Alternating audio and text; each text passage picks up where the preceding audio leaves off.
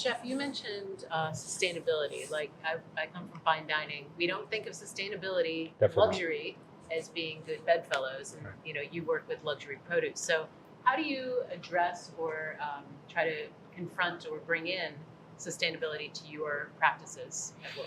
I think it kind of comes from the top, government-wise and federally. Like they kind of have to lead the charge on that, but also on our everyday practices. Like at downtown Sagan Kranjai, we never used plastic wrap.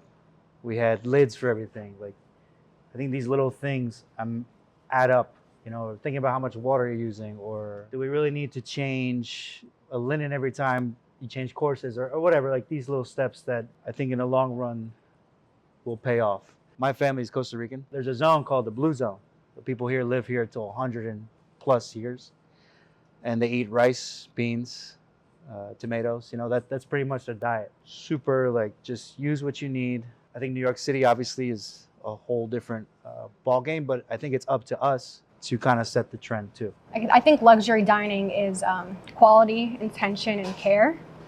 And when you're aligning those values, I think it also can be considered sustainability. For example, the USDA, they label and they rate all of the American agricultural products. And there's, US #1 grade, there's US 2, there's combination.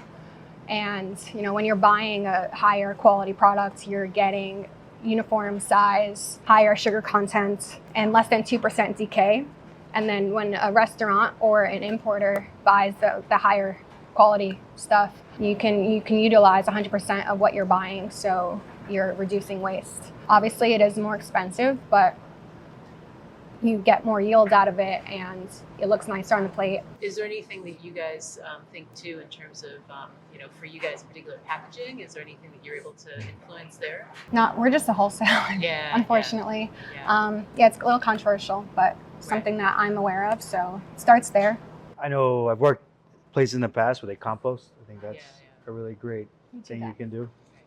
I think it can be a little tough trying to put the right thing in the right bin and making sure it's clean, especially when there's 14 tables fired and this guy called out, and that's kind of where it gets a little tricky.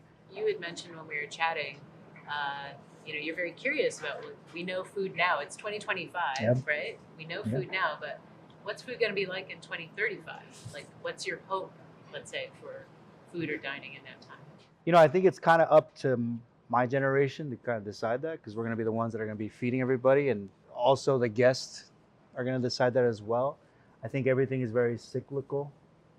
It's like way back in the day, they did the big feast and everyone ate like a king, and you had a whole pig and a whole fish. And then, when Scoffier, Carême came around, they kind of did nouvelle cuisine and they made it smaller. And then it was a piece of protein with a sauce. And then now you look at some restaurants, like my friend works at Time and Tide, great restaurant. They're doing that whole tuna collar. They're doing whole squid. So it's all kind of coming back. I think this thing is the most influential piece of technology we've ever had. And I think it's changing the way that chefs cook. I think the way that people look at things and buy things. If you can kind of master both, it's bound to be a recipe for success. There's technology in the agricultural world. That's what I can talk to. I don't think produce is going anywhere. Like, we're always going to need produce. We're always going to need healthy options. I think the world is leaning a little towards more health conscious options. I'm all for it. Yeah.